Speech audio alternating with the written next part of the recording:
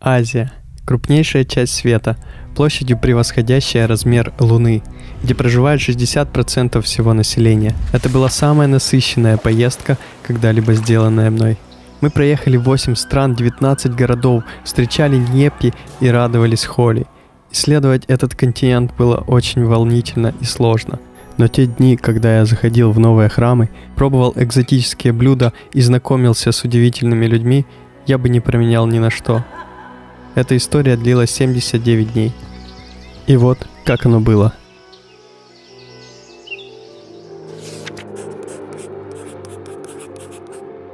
Началось все с желания посетить Таиланд. Но соблазнившись дешевыми перелетами AirAsia, наш список разрастался. Денег требовалось все больше, а количество бронирований становилось опасным. Уход с работы ради поездки, дефицит информации, неизвестность и расстояние в 7000 километров от дома давили ответственностью за каждое действие. Шли дни. Мы узнавали все больше возможных подводных камней, афер и опасностей, которые таили страны Азии. Оставалось пару дней перед вылетом, но план был далек от идеала, а бюджет начал переваливать за $6000. Хотелось сдать все брони и свободно выдохнуть. Мы сидели на полу поздно ночью и пытались улучшить маршрут. Было реально сложно. Но собрав всю свою волю в кулак, мы взяли рюкзаки по 7 килограмм, фотоаппараты, паспорта и сделали шаг в неизвестность. Тай в переводе значит «свобода». Именно за этим мы сюда и приехали. Выделив самый большой период нашей поездки в 32 дня, мы хотели познать все величие этого королевства. И ни один город не сможет передать его так, как это сделает Бангкок. Большой дворец поражает масштабами, будто все золото и изумруд мира свезли в королевскую резиденцию и воздали хвалу просветлению Будды.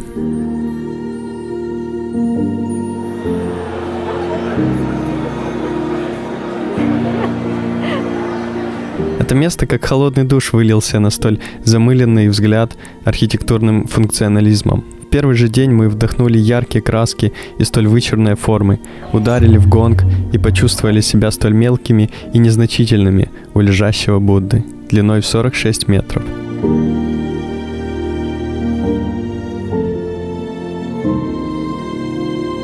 За 4 дня нам удалось попробовать суп с рыбными шариками в Чайнатауне, осьминога в остром соусе, переправиться через крупнейшую реку Индокитая, встретить рассвет у храма утренней зари, полюбоваться пагодами и познакомиться с варанами в городском парке Люмпини.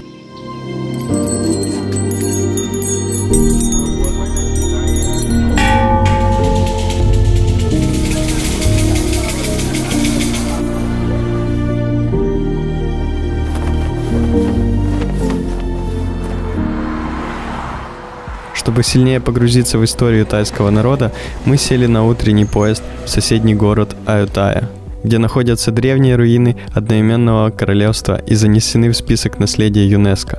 Стали очевидцами жестокости бирманцев, которые в 18 столетии разгромили город и разбили множество статуй.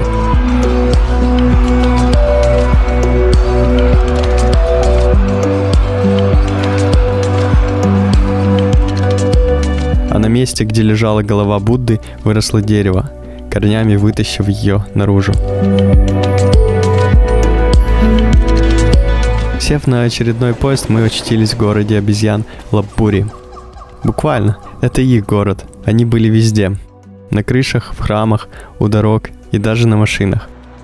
Был веселый день. Понеслась. Ого, он мне управляет мной. Славик, они все бегут на тебя. О, черт побери. Дальше наш путь вел к границе с Лаосом, в город Удентани. В 40 километрах от него есть озеро, но не простое, а устеленное розовым покрывалом из лепестков лотоса аж до горизонта. Круто? Оно было самым красивым в моей жизни.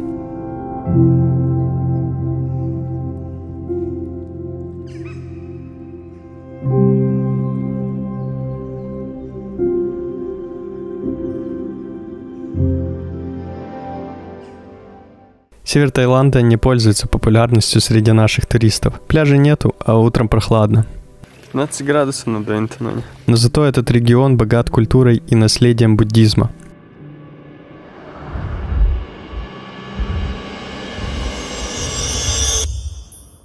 В Чангмае находится самый детализированный серебряный храм, который я видел. Сколько здесь ручной работы, посмотрите только на это.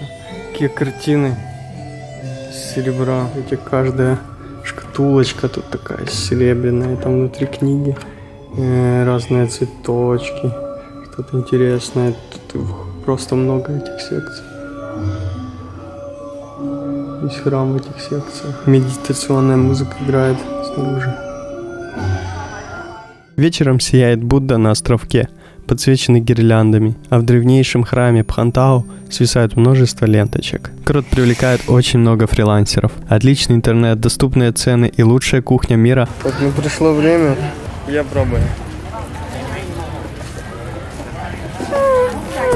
Хрустящий, ого, как чипсина. Стоит всего 40 бат. Собирает множество людей с удаленным доступом. Но лучший наш день был во время посещения заповедника, в котором обитают слоны. Накормив, обкидав грязью и искупав в водопаде этих огромных животных, чувствуешь гармонию с природой.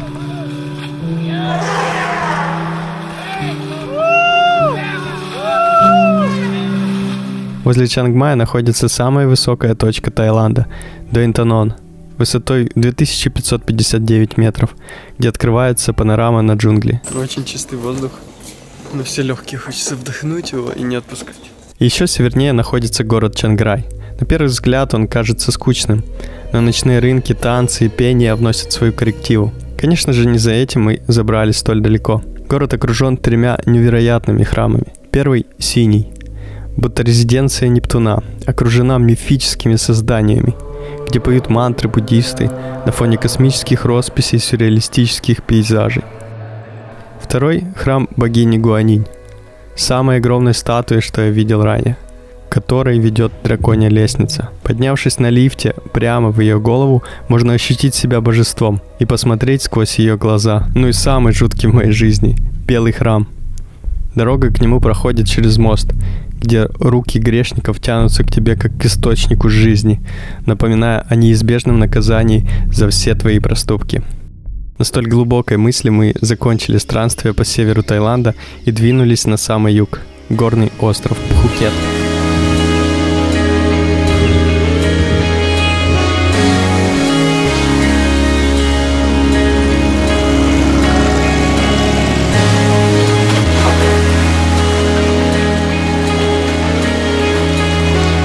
Шесть дней на Пхукете пролетели очень быстро. Пляжный отдых превратился в что-то посредственное. Хотя все же зацепил меня Банана-Бич с очень чистой водой, которому надо было спуститься через красивую тропическую растительность. А пощекотать нервы удалось у пляжа Найянг, где расположен аэропорт. И самолеты прилетали буквально в паре метров от меня. Севернее находится портал в другой мир. Называется он Самет Нангше. Чтобы все сработало, надо приехать туда ночью. В ожидании рассвета присесть на лавочку и просто ждать. Начнет светать, и вы поймете, что это не Земля, а планета Кашик из «Звездных войн».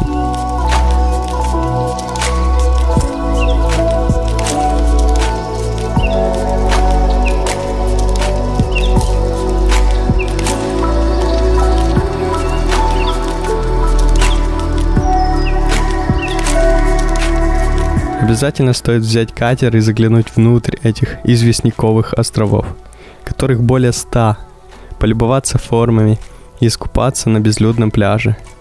Еще одно чудесное место находится за 200 километров от Пхукета – озеро Чеолан. Поставив дамбу, тайцы затопили этот горный ландшафт, и теперь там идеально чистая вода. Арендовав катер, можно доплыть до отелей на воде, искупаться и созерцать на вечно зеленые джунгли с многомиллионной историей.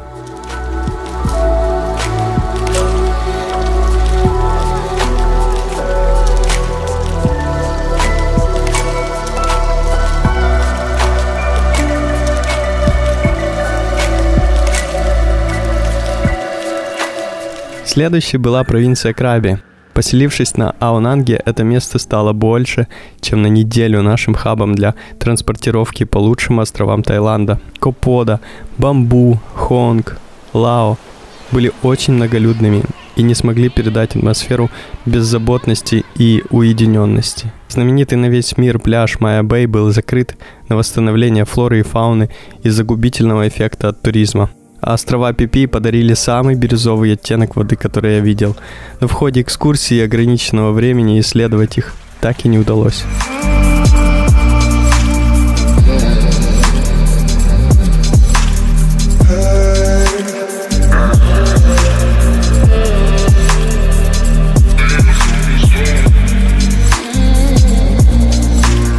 Рейли-Бич стал моим любимым местом. Спуск в лагуну Принцессы стал очень тяжелым испытанием, после которого я пообещал себе записаться на курсы скалолазания.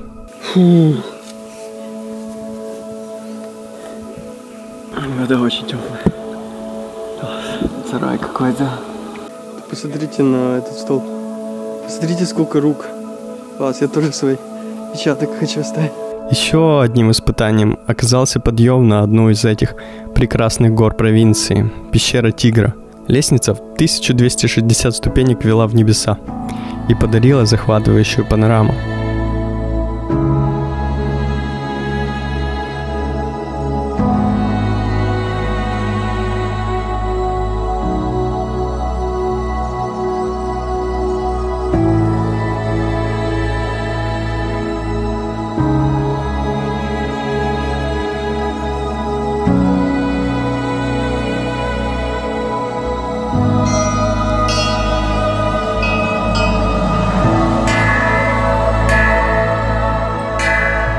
Таиланд вдохнул на жизнь и подарил заветную свободу, к которой мы так стремились. Я еще не встречал столько радостных людей прежде. Несмотря на низкий уровень жизни, тайцы всегда улыбались и находили счастье в мелочах. Это натолкнуло меня на глубокие размышления и подарило ценный жизненный опыт. Время не ждет, и пора выдвигаться еще южнее.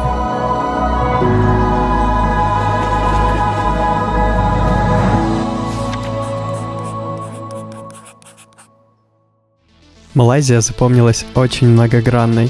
Официальная религия – ислам, но мы встретили очень много и индуистов, и буддистов, и христиан. Остановились в столице Куала-Лумпур всего на 3 дня. Этого хватило, чтобы полюбоваться одними из самых красивых зданий в мире – башни Петрона. Вон они, красавцы, сияют. Высотой в 450 метров и 88 этажей, которые стали символом страны. Это настоящий город в небе. Там живут и работают 10 тысяч человек. Телебашня Минара открыла панораму на все 360 градусов. Эта башня настолько высокая, что с нее официально разрешаются прыжки с парашютом. Позволила пройтись по прозрачному полу и взглянуть на пропасть в 400 метров.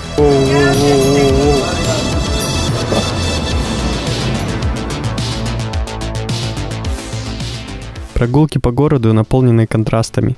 В одном переулке бегают крысы, а в другом стоят высокие небоскребы. В третьем начинается Чайна-таун, внутри которого индуистский храм с красивыми скульптурами. В четвертом огромный парк с подвесными мостами, окруженный джунглями. Но моим любимым местом стали пещеры Бату, возрастом примерно в 400 миллионов лет. Это место одного из крупнейших паломничеств на Земле. К ним ведет красивая цветная лестница, а внутри челюсть отваливается от масштабов. Ого, это самая огромная пещера, в которой я был. Нам удалось попасть на индуистскую церемонию и услышать традиционные инструменты в обрамлении неповторимой акустики.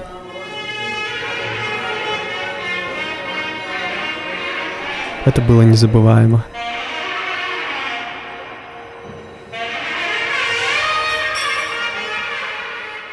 Наполненный энтузиазмом и жаждой к приключениям, мы полетели в Новое Королевство.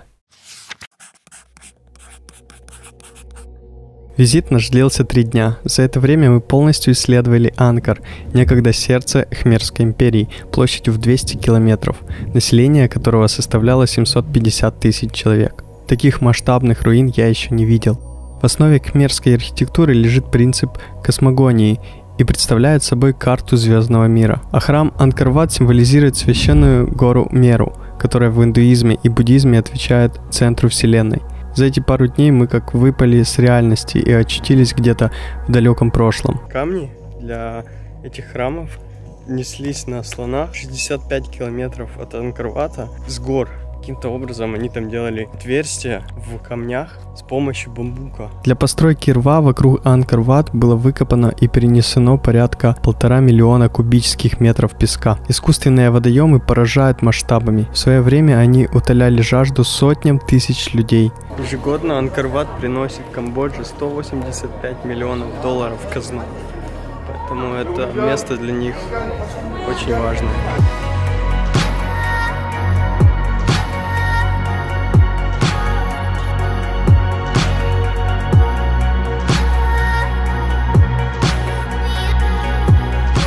Но, к сожалению, сейчас у этой страны не лучшее время. Она остается одной из самых заминированных во всем мире. Суровая реальность бедности, где дети работают вместо учебы с 7 лет, иногда даже расплачиваясь своим телом. Став свидетелями угасшей империи, мы выдвинулись дальше к процветающей. В переводе с китайского Гонконг – благоухающая гавань. И это действительно так. Несмотря на почти полное отсутствие природных ресурсов. Сотни кораблей, тысячи тонн груза, проплывающие под одним из самых длинных мостов в мире, небоскребы, которых больше, чем в Нью-Йорке, и 8 миллионов жителей, размещенных на 1100 километров квадратных, существуют в симбиозе и создают нечто уникальное.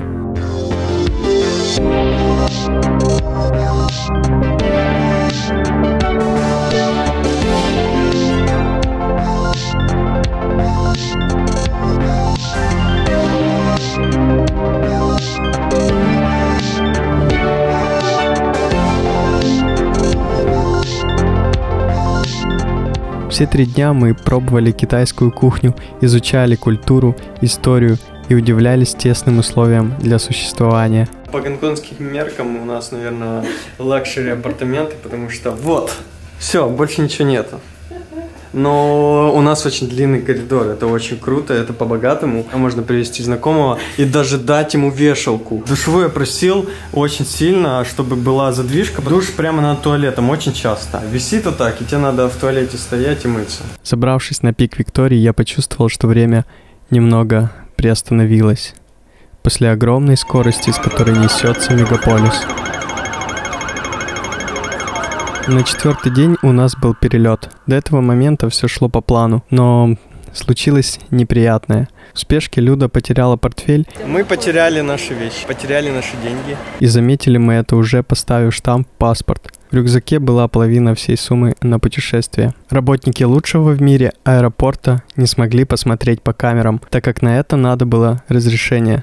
Они рекомендовали сесть на самолет и лететь дальше, но мы рискнули и вернулись в Гонконг. К счастью, портфель стоял на месте, деньги были в нем. Никто здесь в Гонконге точно вашу сумку не возьмет, потому что сразу звонят в полицию, и только потом, когда саперы приезжают, только тогда там могут как-то рассмотреть сумку, а так никто не берет чужие сумки, особенно в аэропорту. Потеряв сумму за перелет, бронь, мы остались еще на 1 день.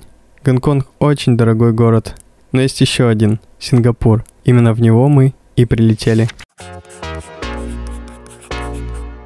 Город, который импортировал пресную воду и песок, был необычайно беден и бесперспективным. Благодаря победе над коррупцией и привлечением международных компаний стал самым современным мегаполисом, который я видел.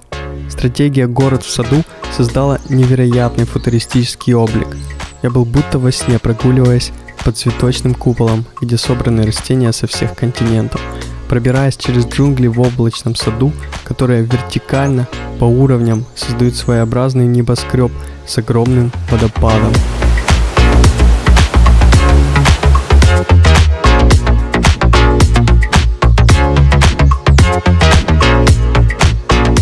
Это обычный тротуар, где люди ходят. Подальше от машин закрываются такими деревьями. Идешь себе спокойно, гуляешь. Уже опора у моста вся поросшая зеленью. А лежа у супердеревьев, днем собирающих солнечную энергию, из нее же вечером устраивающих шоу, начинаешь задумываться, а не на космической ли станции.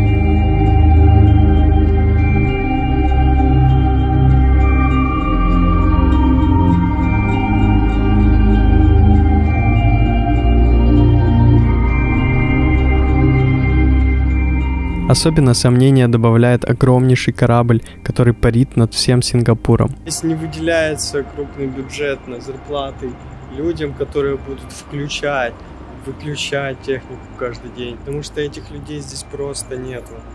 Здесь все автоматически. Нету уборщиков, которые будут убирать за пивом, которые и за семечками, которые нанесут люди, потому что мусорить здесь запрещено. Складывается впечатление, что все в этом городе продумано до мелочей, абсолютно. Наперед, на 10, на 20 лет, чтобы все, что сделалось, на что выделились деньги, чтобы оно прослужило очень долго. За 3 дня мы настолько привыкли и влюбились в город, что не хотелось уезжать. Но впереди нас ждала не просто имитация сада, но самый настоящий оазис. Бали уже давно у всех на устах, и вполне заслуженно.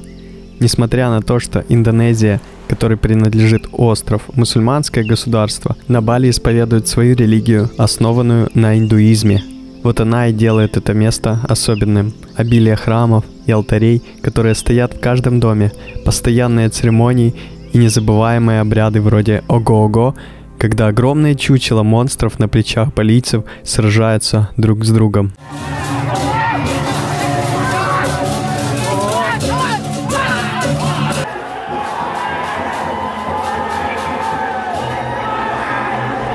Чего стоит день Йепи? Все закрываются дома, говорят шепотом и зажигают только свечи. Это единственный в мире аэропорт, который закрывается на 24 часа по религиозным соображениям. Таким образом, балийцы обманывают страшных духов смерти, которые, пролетая мимо, думают, что на острове никого нету. Сейсмическую активность в виде 2 вулканов Агунг и Батур местные наделили божественным пристанищем для Шивы, и чтобы не гневать Всевышнего, направляют все алтари в его сторону, а спят головой к вулкану. В общем, это очень интересная культура. Чего только стоят имена островитян. Независимо, родится девочка или мальчик, их называют по очереди. Ваян 1, Маде 2, Ниаман 3 и Китут 4. А народные танцы легонг способны загипнотизировать любого своими загадочными движениями.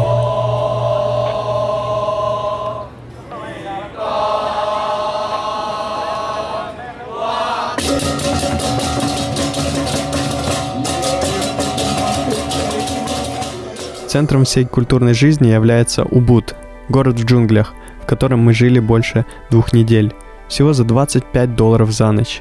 От него очень удобно добираться на прекрасные водопады, их очень много, и в пещере, и высокие, и широкие, и все будто из юрского периода. Иногда даже возникало чувство, что сейчас выбежит какой-то динозавр. А в часе езды ты уже серфишь у Индийского океана на Куте. С утра можешь встретить рассвет с видом на соседние острова на активном вулкане Батур. Конечно же, мы уделили время и аутентичным храмам, которые поражали панорамами озер в тумане, высочайших обрывов над океаном или видом на святыню вулкана Гунг.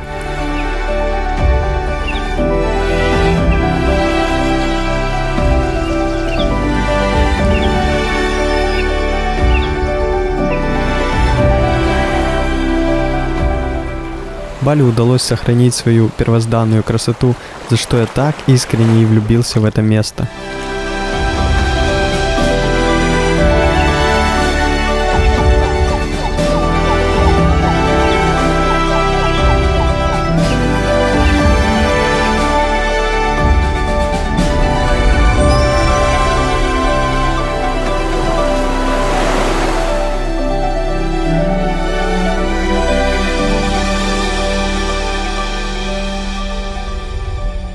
В 30 минутах на катере мы посетили остров Нуса Пенида. Туристической инфраструктуры там абсолютно нету. Дороги очень опасны из-за обилия гравия, а скутер с нормальными тормозами – редкая находка. Говорим, ну мы не будем брать, из-за того, что задние тормоза.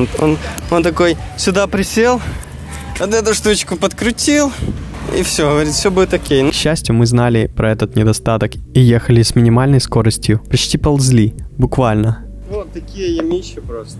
Не ямы, ямища. Скользко даже кроссовками держаться. Один человек идет, второй катит. Но все же упали. Ну, упали. Жесть какая-то. У меня на шлеме примотано скотчем, потому что стекло постоянно падает. А люди на низ. Игра стоила свеч. Неземные пейзажи бриллиантового пляжа, домики на деревьях, белоснежный песок и высокие пальмы. Чего только стоит сам вид этого тираннозаврика. Огромная скала, в которой местные выдолбали лестницу. Спуск забрал много времени и сил. Не все идут на этот шаг, но, друзья, какой же чертовски красивый этот пляж. Просто посмотрите.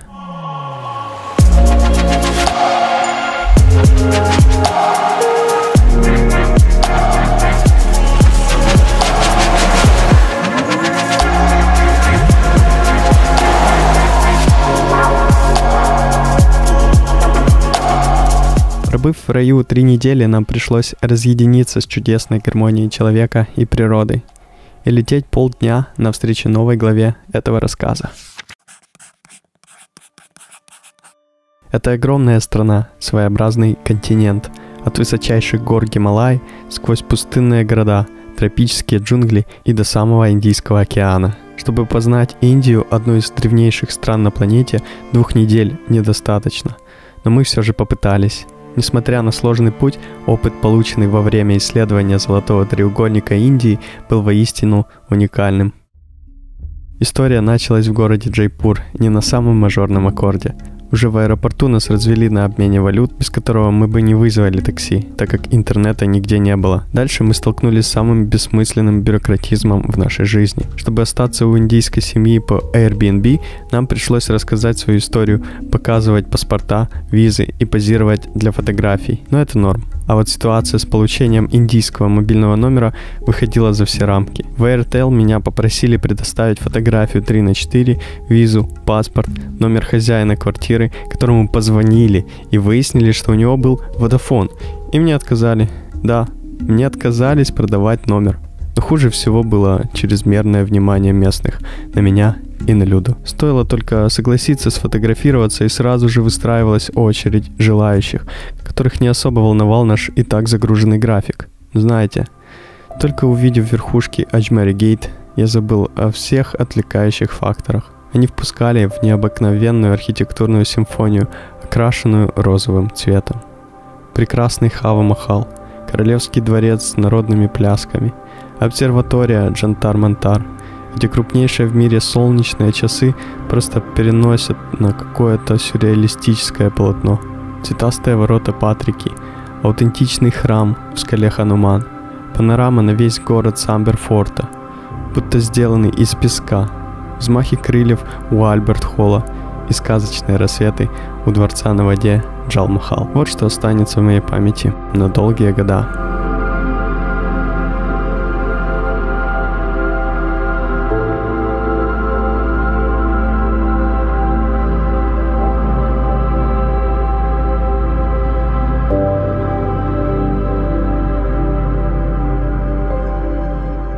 Через 6 дней в Джайпуре начался фестиваль встреч весны – Холи.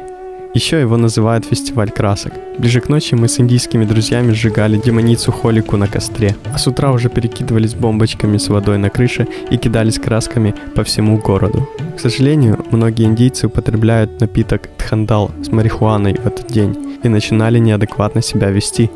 Падали с мотоциклов и лезли обнимать Люду. Взяв ситуацию под контроль, мы быстро уехали домой и готовились к путешествию на поезде в новый город. ЖД-станция оказалась очень продуманной, вплоть до нумерации вагонов на платформе, а поезд, вопреки всем стереотипам, был без индийцев на крыше. Через пару часов мы открывали для себя новый город. Агра максимально показала огромную пропасть между богатством и бедностью. Знаете, когда возле Тадж-Махала, произведения искусства мирового значения, в которое вложены миллиарды часов человеческого труда, стоят трущобы, люди спят на земле в куче мусора, дети просят денег, а реки забиваются из-за вонючих островов пластика. Хотелось просто проснуться. К сожалению, индуизма за 3 дня в городе мы так и не встретили. Зато мусульманская мечеть Джама поразила масштабами. Красный форт был последним местом, в которое мы успели зайти, и провели там полдня, просто наблюдая за местными и восточной архитектурой. Прошлые города могли быть многолюдными, шумными и грязными, но все они меркнут на фоне с Нью-Дели. Мегаполис 23 миллиона просто высосал все оставшиеся силы. Улицы переполнены мужчинами, машинами и магазинами. Мы постоянно шли с большой скоростью, отбивались от навязчивых тук-тукеров. Та еще миссия перейти, а тук-тукеры останавливаются, чтобы мы сели к ним. Просьб сфотографироваться и снимали все на ходу. Умиротворенность приходила только в комнате отеля. Ну хорошо, хоть у нас хороший вид с окна. Такую прекрасную кладку. Еще раз посреди реки Джамна, встречая рассвет и наблюдая за стаями птиц с лодки. Олд Дели оказался самым трудным отрезком пути для нас. Мы надеялись, что по пути мы встретим кучу интересных, красивых ковров, кучу специй, кучу ценной сувенирной продукции, арома палочек. Но тут лишь стрём, автомобильные запчасти, куча мусора, лежащие индусы на дороге, куча трафика и очень воняет. Воняет всем. Но все же колоритным.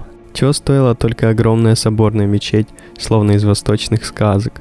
Следующим интересным местом стал храм Лотоса, но не только из-за причудливой архитектуры. Дело в том, что он принадлежит религии Бахаи, которая объединяет людей всех вероисповеданий, вне зависимости от расы, в то же время выступая против фанатизма и признавая все научные открытия и факты. Внутри не было ни рисунков, ни скульптур. Красивой оказалась гробница Сафдарджанга в персидском стиле и президентский дворец с очень длинным симметричным парком, ведущим к воротам Индии. Но больше всего меня зацепил Акшардхам, место, где все пропитано индуизмом. Грандиозная архитектура вошла в книгу рекордов Гиннесса. Храм построен без использования металла и цемента. Все из камня, мрамора и гранита. Тяжело передать восторг от строения из 20 тысяч детализированных скульптур. К сожалению, чтобы не терять прибыль с открыток и собственных фотографий, вход запрещен даже с мобильным. Вечером нас ждало лазерное шоу в духе восточной сказки с актерами, которые прыгали по танцующим водопадам. Чтобы услышать кавалли, уникальное пение под музыку суфийской поэзии, мне пришлось оставить Люду в отеле и выдвинуться в мавзолей Низамуддина. Мусульманское пристанище, очень грязное. Мои носки все промокли этой грязью, этой вонючей смесью. С людьми на полу и очень тесными проходами. Я постарался приобщиться и в награду получил прекрасное исполнение, которое традиция передается уже более 700 лет.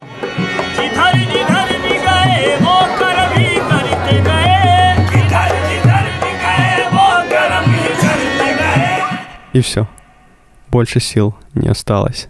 Только на собирание вещей и поездку в аэропорт. Золотой треугольник встряхнул нас как следует. Буквально встряхнули меня и на вылете.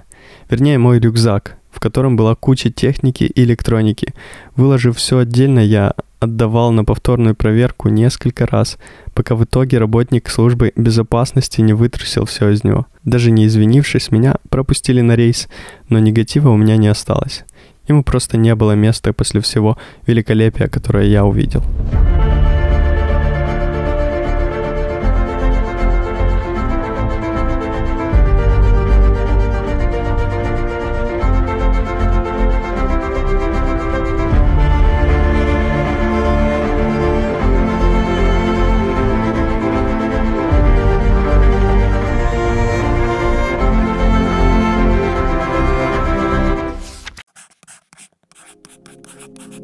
К сожалению, эта глава самая короткая. Как бы не хотелось на ней задержаться, но Дубай был в нашем распоряжении всего на 20 часов, включая время на сон. Все, чего нам хотелось, это немного цивилизации. И лучше всего с этим могло справиться самое высокое здание в мире – Бурдж Халифа, высотой 828 метров.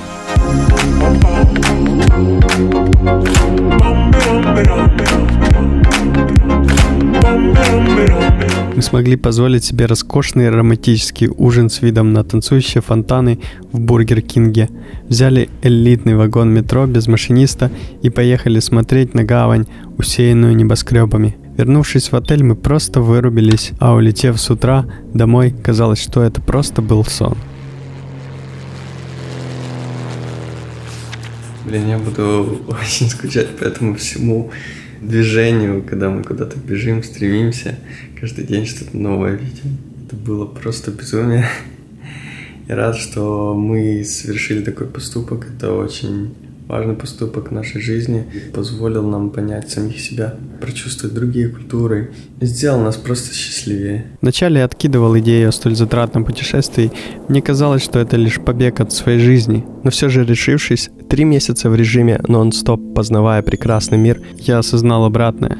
Это был побег ради того, чтобы жить. Данный фильм я снимал 79 дней. Мне понадобился еще год, чтобы осмыслить всю ценность наших открытий. Увиденная вами история — лишь часть всех событий, которые произошли на самом деле. Я приглашаю вас в удивительное приключение со всеми сложностями, радостными и не очень моментами. Давайте пройдем каждый день вместе и почувствуем, насколько же наша планета Земля, черт возьми, прекрасна.